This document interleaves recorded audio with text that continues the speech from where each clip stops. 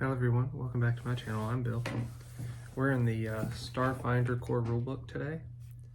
For this video, we are looking at the skills. We're going to go over, at least touch all the skills in the chapter and deep dive the ones that are new to me as a regular 3rd edition and Pathfinder D&D player. So without further ado, let's see, helps if I'm on skills. We'll dive in.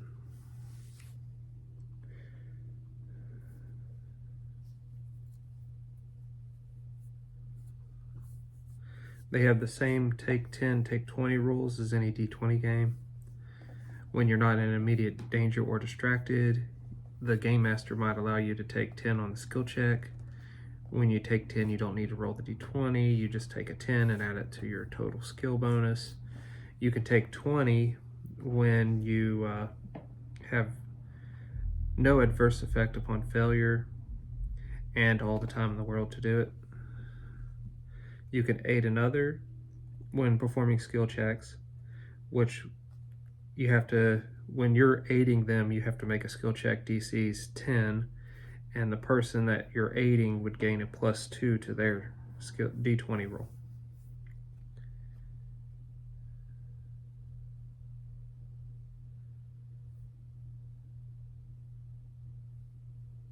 You cannot take 10 or 20 on an aid another check, but you can make your roll and add that +2 bonus on their taking 10 or taking 20 check.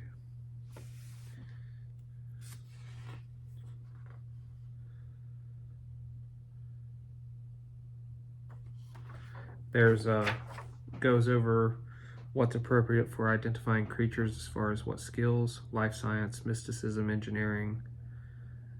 Those are the 3.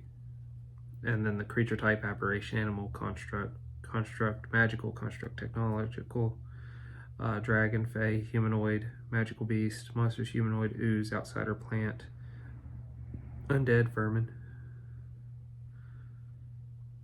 And then their DCs are based on if they're common, average, or rare.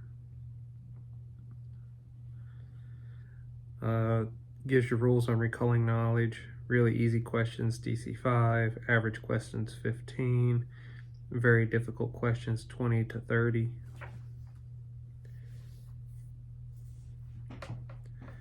Let's see. The following are the skills in the game: acrobatics, athletics, bluff, computers, culture, diplomacy, disguise, engineering, intimidate, life science, medicine, mysticism, perception, physical science, piloting, profession, sense motive, sleight of hand, stealth, survival. So acrobatics also deals with balance,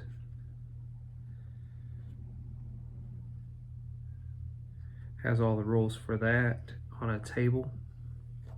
3 to 1 foot wide, DC's 5, 11 to 17 inches wide, 10, 6 to 2 inches wide, 15, less than 2 inches wide, 20. There's circumstance modifiers that can be applied. You can use your acrobatics to escape from grapple, pins, and restraints. So from the older rules, they've incorporated escape arts into it, which is interesting. You use the acrobatic skill for flight. So I would assume magic that allows you to fly and tech that allows you to fly, like jetpacks. And then there's rules for falling damage, dangerous wind conditions, hover, and then rules for tumbling.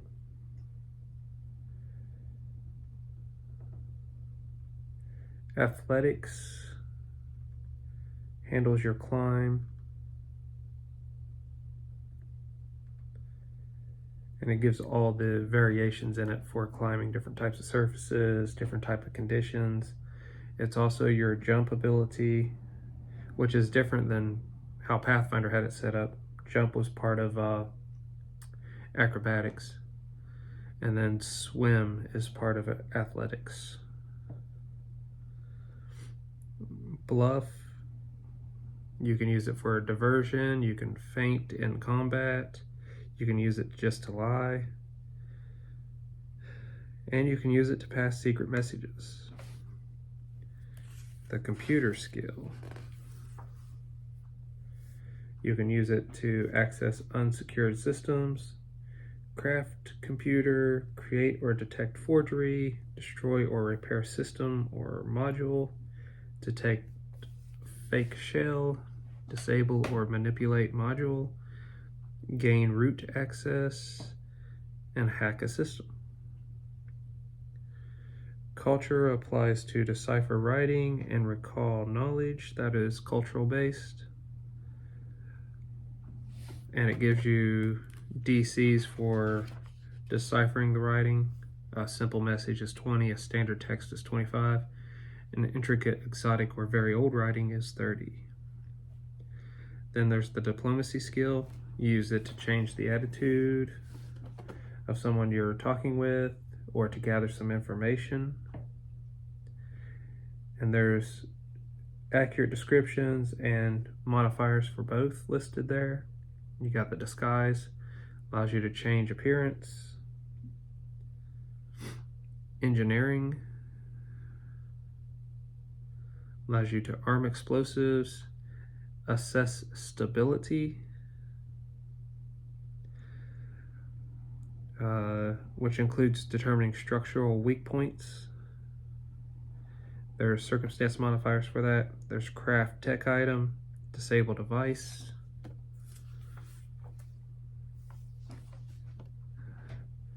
You would use engineering to identify construct, technological type of creatures and robots. You'd also use it for identify technology, repair item. You got the intimidate. You can use it to bully. You can use it to demoralize. Then you got life science.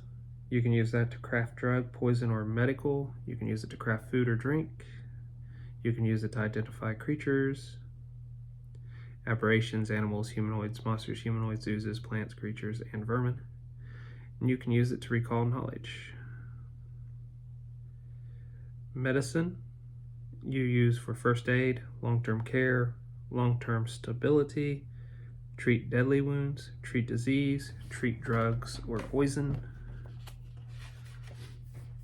Mysticism, use this to craft magical item, disable magical device, identify a spell being cast, identify a creature, identify magical item, recall knowledge, and repair item.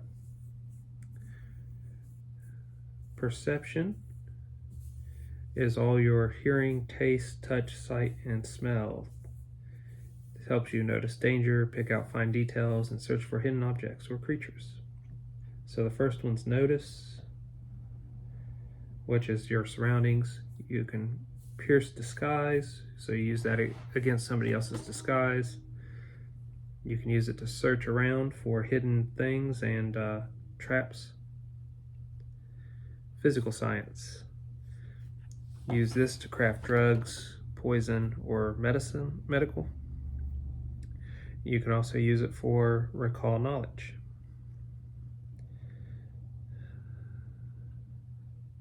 Piloting. It's useful for fire starship guns, navigate.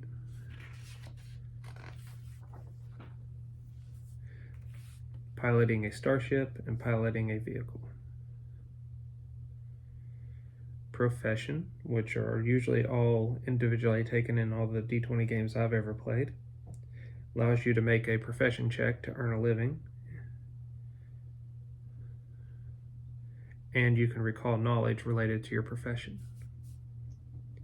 Sense motive, detect deception, discern secret message, and sense mental effect.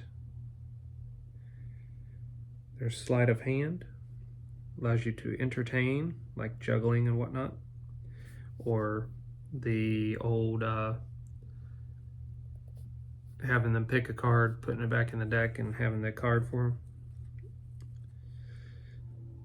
Hide object, palm object, pickpocket are all under sleight of hand.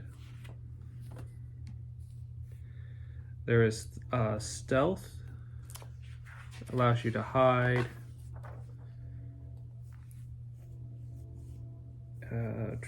And says sniping, but it should also include like moving silently. Survival allows you to endure severe weather, follow tracks, handle an animal, live off the land. Orienteering, finding which direction you're headed, which direction you need to go. Predicting weather. Rear a wild animal. Ride a creature.